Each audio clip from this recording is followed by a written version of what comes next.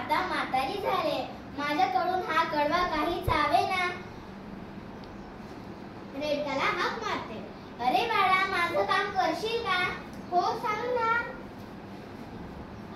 ही कडव्याची पेंडी तेवढी नदी पलीकडच्या कडव्याकुटीवरून कापून आणतोस का?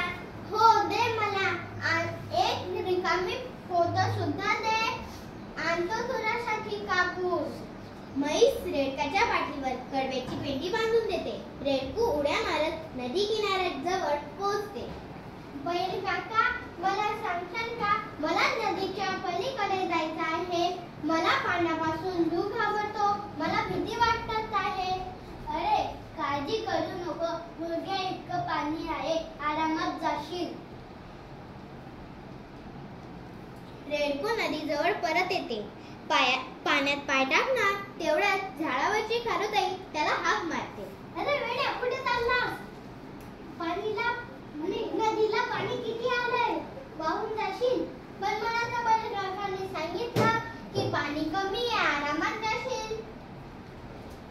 मुळीच नाही. काल माझी एक मैत्रीण पाण्यातून पलीकडे जाताना वाहून गेली.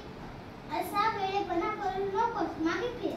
रेडकू विचारात पडते, गोंधळून जाते आणि घरी परत यायला निघते. घरी लवकर आलेले पाहून म्हैसाची विचारते, परत आलास? कडवाकुट्टी बंद होती का? नाही, मी कडवाकुट्टीला गेलोच नाही. नदीपासूनच फिरून आलो. नदीला पाणी खूप जास्त होतं. असं कसं होईल? सकाळीच तर गाढव दादा नदी पार करून आला. त्याच्या पोटापर्यंत सुद्धा पाणी नव्हतं असं तो म्हणत होता. अरे, मला बैल काकांनी सांगितलं होतं की पाणी थोडंसं गुडघ्या एवढंच आहे, आरामात जाशील. पण खारुताईने सांगितलं की तिथे सकाळीच मैत्रीण पाण्यातून वाहून गेली, म्हणून मी घाबरून वापस घरी आलो. अरे, नीट विचार कर.